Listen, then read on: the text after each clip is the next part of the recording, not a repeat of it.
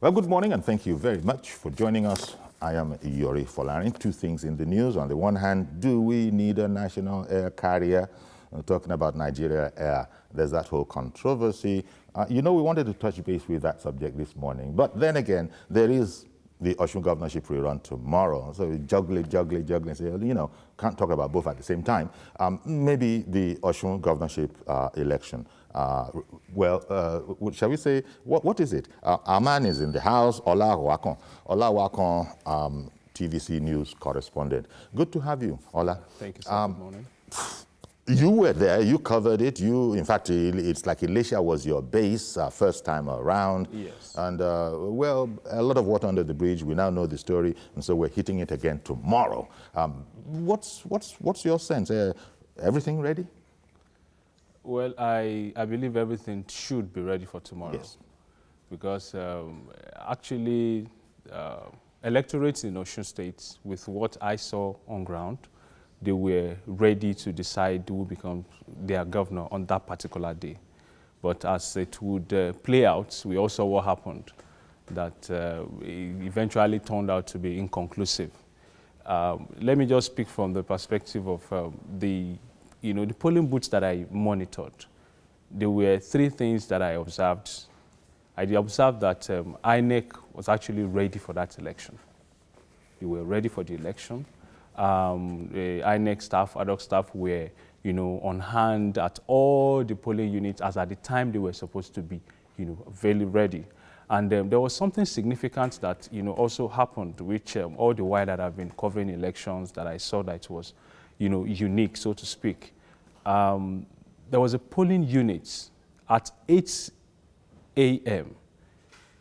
The INEC ad hoc staff called all the electorates that were ready, waiting to vote. They were being addressed in both English and Yoruba, telling them what to expect, telling them how the process would go. So I was really, really, fascinated by that particular process. Now there's no issue of you not being aware of how the process will run, the time the process will run, how they were meant to organized themselves at the time that the election would, was going to come to an end and everything. Then, at all the polling units, there was no issue of voter apathy. It shows that they were ready. They were, well educated. There was a lot of electoral, education, enlightenment, and all that. So they were ready. But in spite of all of that, yes, what happened, and the election ended up being inconclusive. There's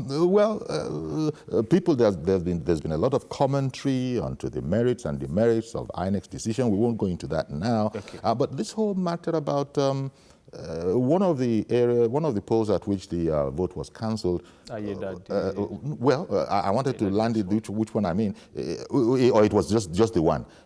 Something about an INEC official absconding. Was that the word?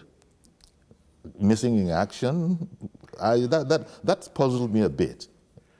Well, there was actually a press conference that was held. I think it was held today or thereabout. I saw it on the news, few minutes ago, where the electoral rec was saying that the media actually went haywire. They weren't getting the fact of the issue before they came out to say that there was something wrong with the form, that the INEC staff did not actually deface that particular, that it was misconstrued by the media. But on that day, the INEC, he was there, he presented his facts, but there was a video that actually went viral where he was saying that he had the defaced, sheets containing that particular word, the electorate and all the figures, in a piece of paper that had been defaced and all the drama. But thank God the INEC, the REC had come out to say, no, that wasn't the issue.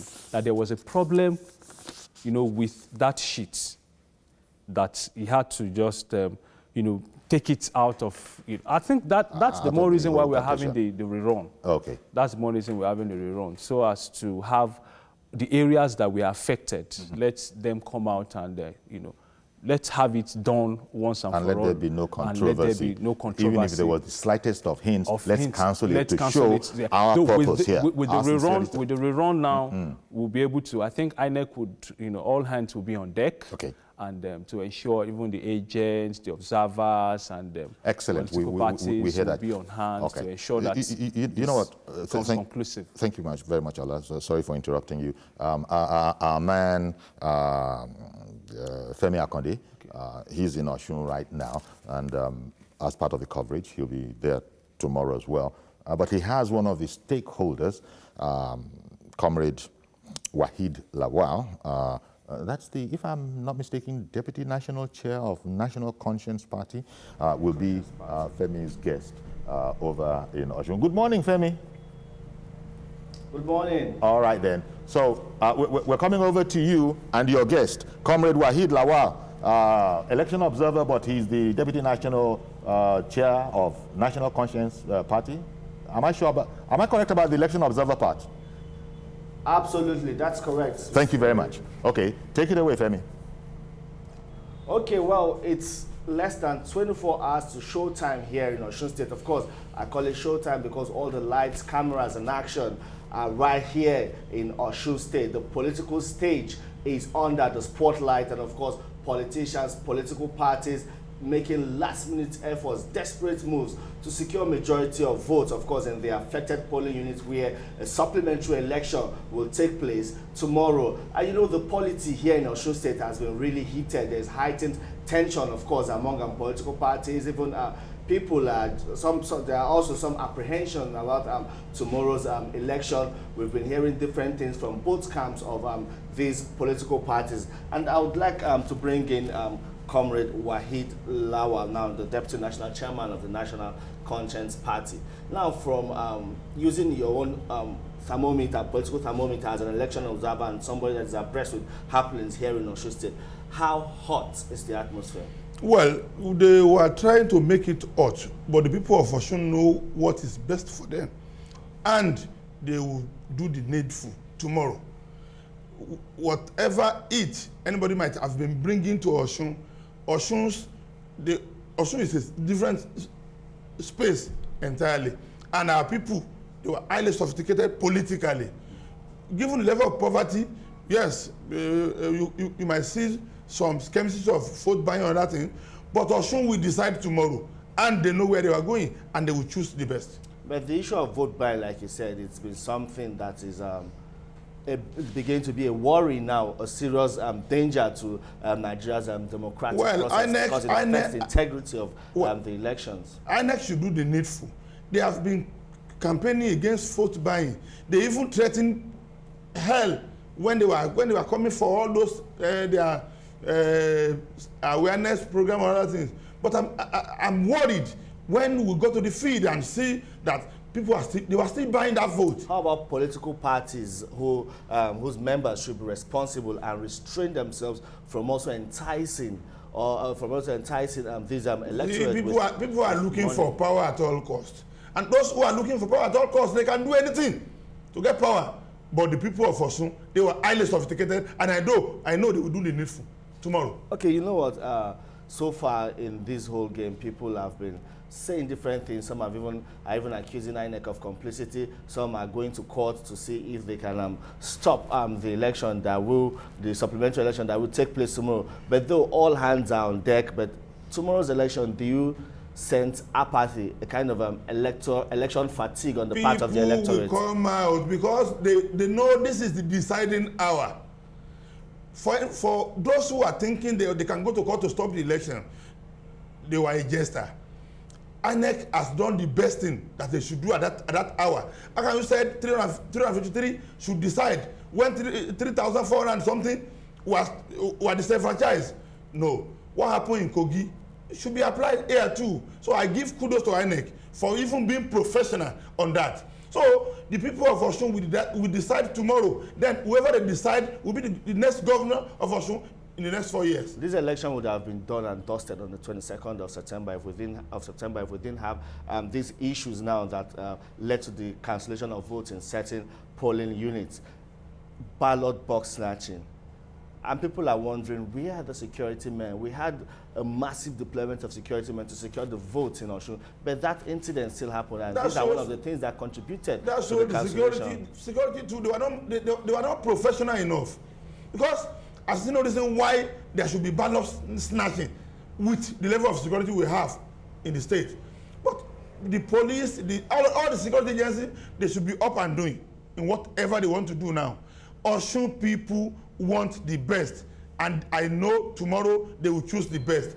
INEC and the security agents, they should not be biased tomorrow. They should play their own role professionally so that the people of Osun will give kudos to them at the end of the election. Okay, you know, now ahead of the election, we have seen some kind of negotiations going on, of course, in some quarters, people trying to win certain heavy political heavyweights to their side and believing that this would help influence the votes in their favor. How do you see all of this playing out? It is part of politics, and it's good. To me, you see, Osun in the last 8 years has developed tremendously. And whoever that came from Osun will not want Osun to go back to the dark days. So, alignment and realignment, it is to favor the people of Osun.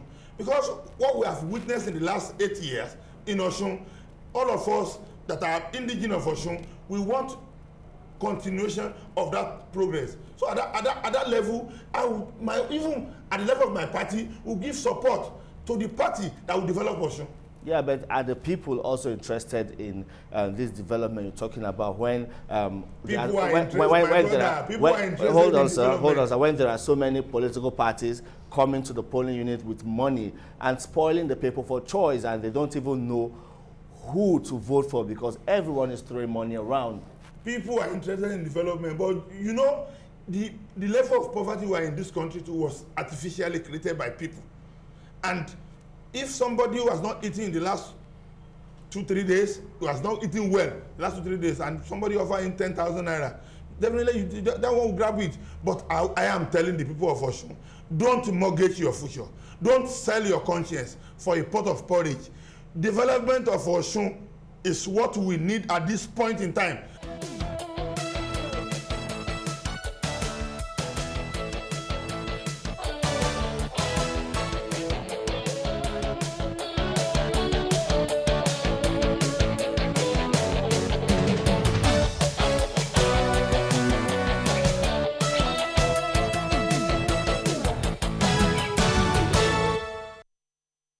Okay, so welcome back. And the other thing we wanted to talk about, as I said at the top of the program, was the whole, I don't know if I should say controversy. Shall we say the conversation going on about a national carrier or not, to be or not to be? That seems to be the question here. On the one hand, there are those who think that there are matters of national pride that, you know, do not entirely rule out the whole matter of having our own national carrier.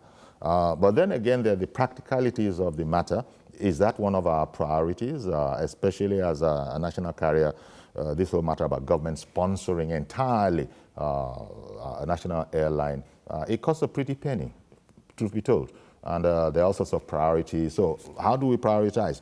Anyhow, the news is out there now that the federal government has put on hold the whole matter of a journey towards a national carrier. It actually isn't the fashion anymore. Countries don't really sponsor their 100% airlines today. Countries are maybe having anywhere from between 5 to maybe 15% stake in it. Governments tend to concentrate on providing an enabling environment for the private sector to move in and run this thing. But somebody who should know all about this is someone who's a stakeholder himself, former MD of Afrojet Airlines. To that extent, you can refer to him as an airline operator. In any case, he was just telling me that yet another airline is going to emerge very, very, very shortly. I'm talking about the former Deputy Secretary General of Airline Operators of Nigeria, Alhaji Muhammad Tuko. Thank you very much for joining us. Thank you. Is it a controversy or is it a conversation at the moment? The whole matter about a national carrier, government suspending all efforts, the minister, Hedi Serika, apparently not liking the whole idea and being at pains to explain that this, contrary to what the Minister of Information has said, this is not for a lack of interested buyers. This is not for that. But I think the Minister of Information spoke about investor apathy. I don't know, could you sort it out for us? What exactly is the matter? Well, number one, is it a good thing or not in common parlance? Is to have a national carrier or to suspend it the way the government has done? What do you immediate, just before you elaborate on the matter, are you satisfied? Well, frankly speaking, I feel disappointed when it has stopped. And I expected that the whole thing should be, tidied down very well. Better managed, better handled. Better handled and managed. Because if you look at it, what brings the whole issue is simple. The economic team, which headed by Vice President, and they look at the whole idea, especially maybe some, which, first of all, what federal government is going to put in that particular national carrier. And there is other priority which they are looking at. And they wanted to employ so many people. In aviation industry today, if not because of some airline like Airfees and the rest who are doing very well, bringing in so many different kind of aircraft that are signing the latest aircraft in the world, the contract about almost 12 to 13 737 MAX.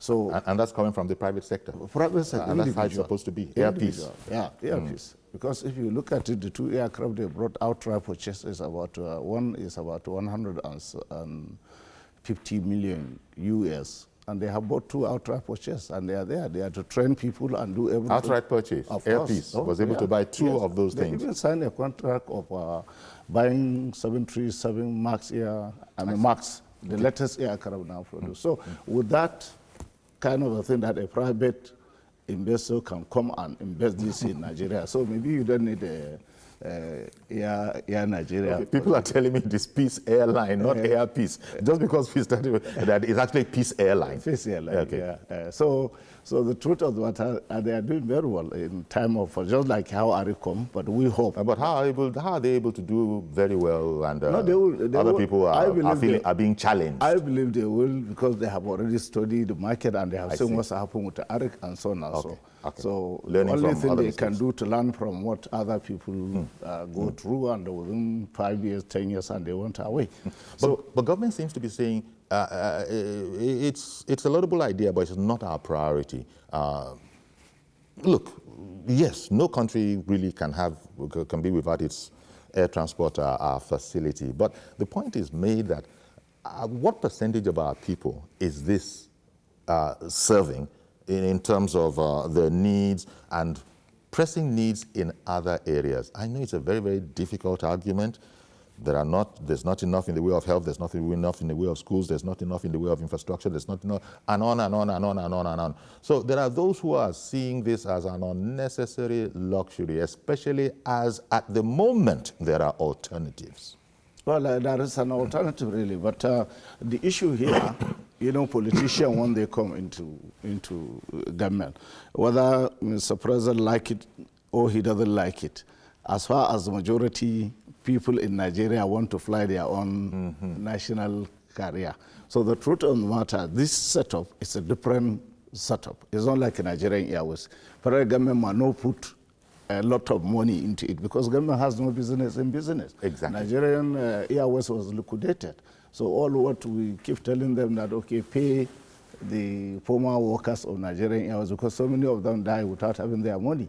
So when you look at the faces of those Nigerian Airways workers, some of them you can see exactly the situation they are going into. So before you even form this particular national carrier. But we are carried along by the Minister of State of Aviation. We are a part of the discussion here in Nigeria and so on and so on. So our interest at that time has been protected because what we don't want, we are saying, okay, we are bringing this airline, then what will happen to our local operator who are servicing this country for long? Some of them, they even go down and they bring their own personal money after you liquidate Nigerian Airways and you make a law that people can come and invest, and they do. So now if you bring in Air Nigeria, for example, 100% by government, what will happen? Are we going to continue paying landing and parking, passenger service, navigation, but and the one these people are for government and they are flying free? So what is the arrangement? We want to protect our own business. So the national airline operator, from the membership and the other people, private people, they don't want to see that particular Air Nigerian flying. But Nigerians, especially within the aviation sector, who are moving around with their certificate and they cannot get a job. Some of them want to far away, America, South Africa, and the other part of the world to train themselves as a pilot and come back and no work in Nigeria. So that's where they wanted to. Because from what I see, we know that anybody who have a license, if this particular national carrier come up, definitely you look for a pilot in Nigeria or cabin crew or any engineer you won't have. It means it will force the local airline to train their own people. Previously, what is actually in place is, if I want to form an airline, now as I'm talking to you, I have to start training the cabin crew, I have to train the crew, and, fresh, send them to school and be trained and retrained. So now, you don't need to do that because you have so many of them moving around. Do you understand? So there's a pool and to the extent that our local operator, it's also the matter of cost. They cannot even employ you. What they will do, they will say, are you current? Then you have to go and source for money to go and train yourself and come back, then you'll be employed. And that's not the system, so that's where the government have to come in, especially the Ministry of, especially Nigerian Civil Aviation Authority. And so that would be the essence of having a minimal stake. Yes, at least to say, okay, every airline, let me see, how many people are you training? How many people are we giving a job? Do you understand? Yes. Okay, somebody has been waiting on the line for a long while. Good morning, Mr. George, and thank you for holding on. Yeah, good morning, Uncle Yori, and good morning to your guest. Good morning. Uncle Yori, I do not agree with the suspension of that project. If the argument is that it's not a priority, I want to be told what is our priority now. Is it elections? Is it education? Is it economy? When will these priorities become the turn of our national airline? We cannot have a population, a country of over almost 200 million people, and we don't have an airline of our own. In the United States alone, we have over 3.5 million Nigerians living there. Same thing with the UK and several other countries.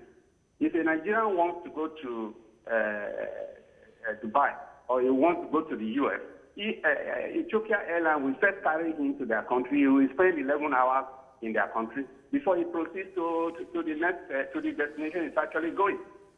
If you are traveling with a British Airways from London to Nigeria, you will pay more than twice what you would pay if you were to travel from London with the same British Airways to Ghana and other African countries. There is price discrimination against Nigerians in airline business. We need to address all this. It is because we don't have our own carrier. Yes. We should have a country, we should have an airline that we should be proud of. Everything should not be about commercialism. All right then, Mr. And even George. the private sector that they are talking about, if they can invest in telecommunications and they are making money, they can invest in the oil sector and they are making money. They are investing in agriculture, they are making money. They are investing in railways, they are making money. Who says they cannot invest in air travel? This is my point. We need to have a national carrier as a matter of priority. I don't agree with the excuses that have been given. Thank you very much for calling in. And I wonder, actually, the view as presented, I can't take anything away from that view, as it is my concept that it is representative of what a lot of people might think. But that's on the one hand. Government sees it differently for now. Well, I think what exactly happened is... Because there are those who are, maybe to just put it into a colloquialism, they see it as little more than ego tripping. Well, just like what I'm trying to say here, what I understand and I know, they put it on hold because there is some certain question to ask. Okay, the amount they are looking at to put in by federal government Is he in the budget of this year? Capital, no. Is he in the budget of income, the next budget? Whether they have already appropriated and so on and so try to put it in. I think that's some area they need to tidy down. So the national career is not lost. It's not been cancelled. It's not been cancelled. It's been suspended. So the minister have to go back to look at what the Economic Council writes. Do you understand? Then put it down and give an answer to satisfy them. Because nobody will come for the rush, for example, just to come and rush and just putting in that at the end of the day it will collapse. And then you look at December deadline. December deadline, the AOC, training, retraining, crew, and so on and so on. And what type of aircraft? The wide body aircraft, and so on and so on. So all these things you have to put it for consideration. NCA can tell you that, okay, in 90 days they can give you AOC. But when it has come to national career, remember you are going to open most of the office all over the world. You want to compete with the airline like a BA, like all airlines in this country, just like what this gentleman say. Because, you have to do that. So it's a whole an arrangement. I know inside the kitchen cabinet of the minister, he must have people think that this is the way it will go. Do you understand? But unfortunately, remember there is a monitoring team, and you are dealing with this current government who every kobo have to be counted. Do you understand? And you have people who doesn't like the project. Yes, okay. Especially the local operator. So definitely they are not happy with it. But we are not. I'm part of it. I'm part of the local operator, but we have not make effort, for example, to say, okay, how do you interline with the other airline? If you take a Nigerian, you go and drop him in Dubai. He have to look for another airline to go. That's why Emirates and the other airline are full every day. Yes. Because no Nigerian can, compete with them. So we didn't go beyond our local operation and the West Coast. One moment. Let me bring Comrade Comrade Ayo in Oshogbo. Good morning. Good morning, Uncle Yori. Good morning, sir. Thank you for calling in. Yeah, good morning to your guest there, Uncle Yori. Sure. Thank you. Uncle Yori, there is nothing wrong with us having a national carrier. Absolutely nothing wrong. It's a good thing to happen to us. But how do we solve the problem ravaging our country, the monster that is killing our country, which is corruption? How do we solve that? Because the one we had before, it was doing fine. Suddenly corruption came in and it killed everything. Now, how do we solve this problem now? How do we solve the problem of corruption? That is the only problem I'm having. Because if we have a national carrier now, people will see it as another means of another conduit path to siphon money. So how do we solve this problem? Unless we are able to solve the problem of corruption, honestly, whatever we do in Nigeria, we will do it perfectly. See, we are perfect human beings, but the problem we have is this problem of corruption. See, we are too materialistic. I want to thank you very much, Comrade Ayo. I really appreciate your call. I want to thank you very much because you touched on something and so, so eloquently that I was also going to bring up. Thank you very much, Comrade Ayo, for bringing it up. The whole matter of corruption. Nigeria has been bedeviled by first of all, by corruption generally. This whole administration, it's one of its major thrusts is the fight against that. But going particularly into this sector, we all hear anecdotes of how Nigerian Airways was beaten into the ground by corruption. And it happens with everything that there's a public interest in. And so this is a worry, this concern that there are those ready to reap where they did not sow, rape the country's treasury as a result of this. And I don't know that those are misplaced fears. Well, that's the fear of most of the people. And for Nigerian Airways, we know what we know. Do you understand? But you can't do that if it's a private initiative. Yeah, during that period. I think that's why the federal government have to liquidate the Nigerian Airways. Exactly. Because the truth of the matter, if you remember those days, you can buy your ticket, you sat down, you are waiting for the flight, and the next thing, one BIP will call the aircraft and they will tell you, sorry, you have to wait for 6 hours before they will go and take that person and drop him somewhere. So Nigerians start crying, shouting, it was badly managed. Badly managed. So what they did, they just liquidated. Okay. Let me take Shegun in California. Good morning, Shegun. Hello, good morning, Uncle Yori. Good morning, everyone over there. Good morning. Thank you for calling in. Yeah, Uncle Yori, you see, Nigeria is a peculiar country. You see, our economic growth is tied to our political structure in Nigeria. You see, when you talk about this whole airline, this controversy about the airline thing goes way back. Because you see, our leaders have failed to realize that we need to separate our economic structures from our political structure. And that's why you see, as a businessman, if I want to invest in Nigeria, I have to consider all the uncertainties that have to do with our political structure, religion, tribalism, everything. We need to get to the point whereby we see we allow. That's why you see, once we start elections or something has to do with politically, the whole country shuts down. There is no businesses and all. There's no speculation. There's no contract. There's nothing going on. So we need to get to the point whereby you see we start making decisive decisions and plan our economic structure. Indeed. And you see, another thing is also that the fact that you see our leaders, they have failed also to realize that you see one of the biggest problems of Nigeria today is our constitution. I've said this. Our Nigerian problem is a foundational problem. All and right, it then. starts with our constitution. Okay, Shegun, thank you very much. I appreciate your call, Shegun. Really appreciate your call. The point Shegun is making, I think when we were speaking off air, you also alluded to the point about the problem is the arrangement. And Shegun was talking about, quote unquote, how we are as a people and the kind of things that rise to the top and take up top policy, fickle, unimportant, nothing connected with professionalism, tribalism, outright stealing. That whole mix is what, unfortunately, business people, investors have to contend with. You yourself are an investor. Doesn't it scare you a bit? But, well, it's just like what I said. From when you look at from, previous when Nigerian Airways was liquidated, there was an attempt to bring in Virgin Atlantic.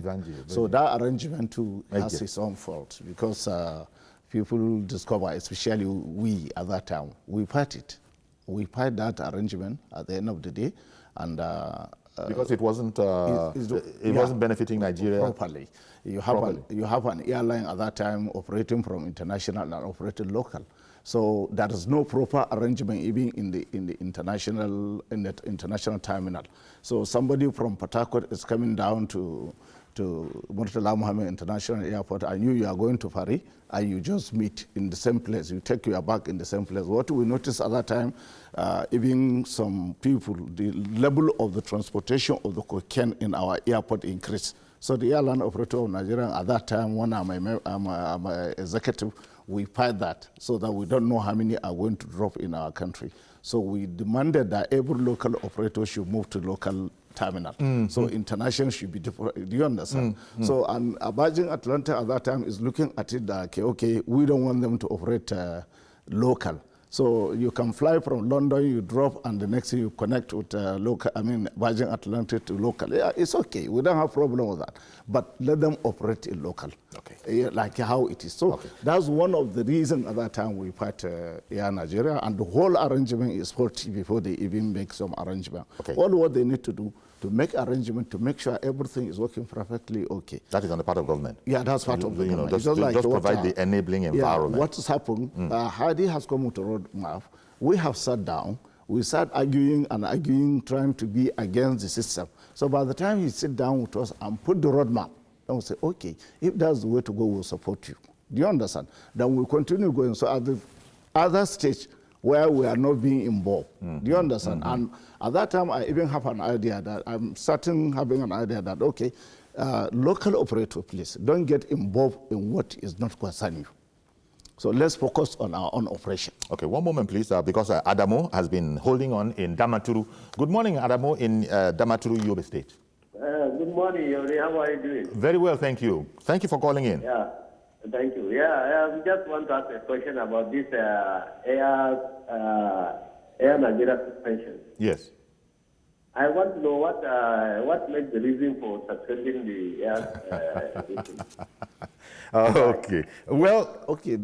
Thank you for calling in. Short and simple. Let me answer you. The simple thing is the economic team of Mr. President, led by the Vice President, they found out that there is some question which they raise. Do you understand that they are so concerned about it?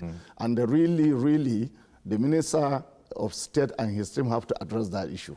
So the only thing I'm saying here today, people should understand that this issue is not being cancelled completely. It's been suspended pending when they can answer those questions one answer effectively. Has been given and you are satisfied so that they can bring it back again, which I think is safer for us. Okay, so really that's the lie of the gun. It hasn't been cancelled, even though there was a bit of confusion from policy makers, one saying that there was investor apathy, and the minister saying there was no You see, that's what in the presidency, I have a little experience of what is going on. If you remember, during the previous government, the Minister of Information will come and say another thing.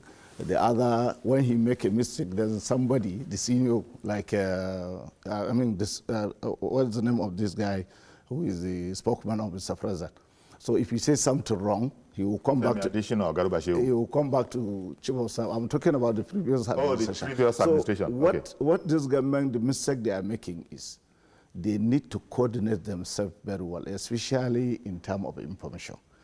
If after the council meeting, the minister has his brief and he'll come out and say it. If the minister information wanted to say something, they have to liaise, do you understand, to understand what has happened. That is the office of the Minister of Information, so that they will come out with the same information which address the united front. So because it was from the same meeting so that they're both coming.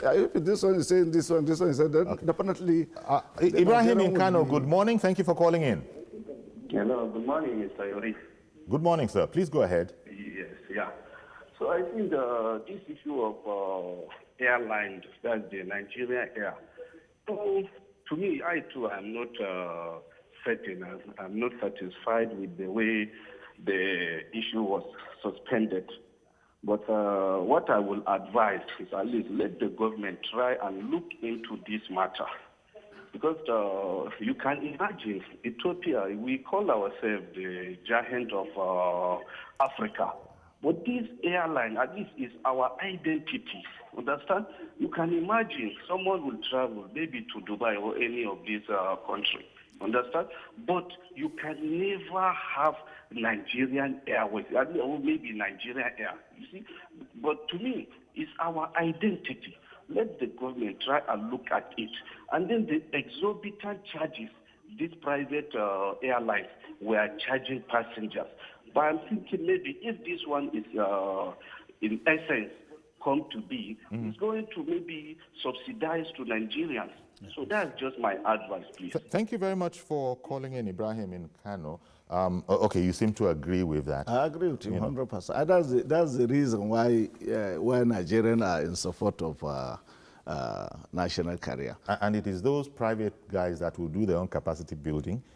Yeah, because the good thing about it was that it would be everything. It would be turnkey. Everything will be available if government, was involved. But government says it can't afford it at the moment. No, the government has no business into this business. When the issue started coming, we put up a write-off, and we give it to Mr. President. So our write-off is simple. Government should not put money into the system. Maybe government can bring... That is the airline operators. Exactly. Yeah. We give you because as I said from the beginning, you liquidated Nigerian Airways and you ask individual bring your money and operate it. So then they have come. Remember Okada and the other, they are the first people who come and took over the industry at that time. So now they have been liquidated too. So they have served this country for long, and the other people come up and took over, continue. So if you are bringing in another national carrier, in which way? It's just like what I said. Yes, I can understand it. And we're still owing on the Nigeria Airways. They have not been paid. They haven't been paid. So let me quickly bring in Charles in the UK. Good morning, Charles.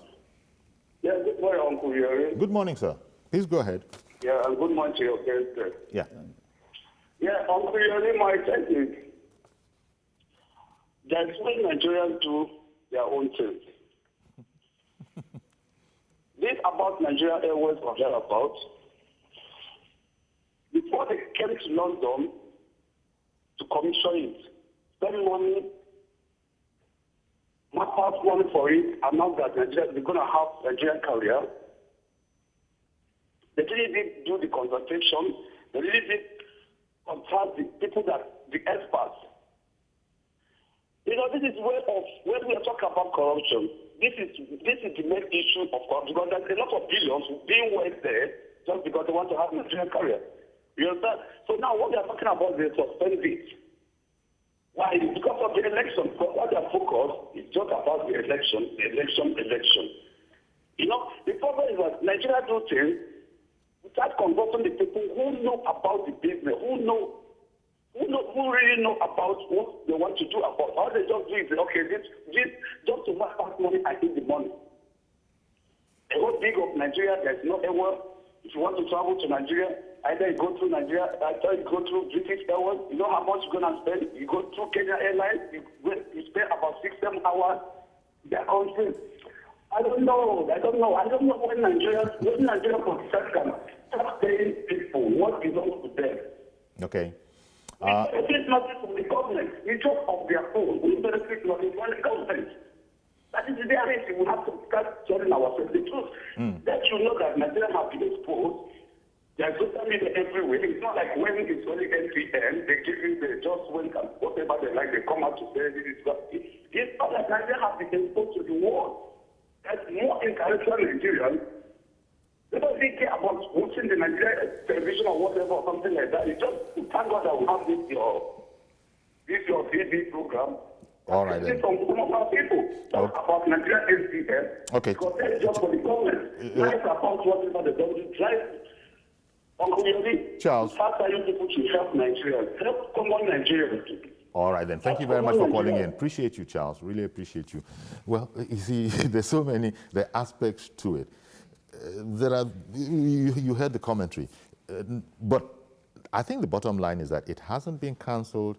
It's been suspended to a more opportune time. Exactly. But in the meantime, I think government, Lai Mohammed, the information minister, made the point about government never had at any point in time the concept of it would be required to come and, put in money to be running this whole affair. That's exactly what they have in their hands, writing by some of us. Yes, we put it together and we have given to Mr. President, and I believe they are aware that, okay, government doesn't need to put money on this. But government have to come in to create an enabling environment. Okay, we got to leave it there because I think that's the point. An enabling environment is government's role. Let it do its role, and that seems to be what, I don't know if this leads to that direction. Thank you very much, Mohammed Tuka, former MD of Afrojet. And maybe I shouldn't be unveiling things, but very, very shortly you'll be telling us of your next venture. Exactly. Thank you very, very much for coming on. Really okay, so that's our program. Please join us tomorrow for a fresh edition. I'm Yori Folani. Bye-bye for now.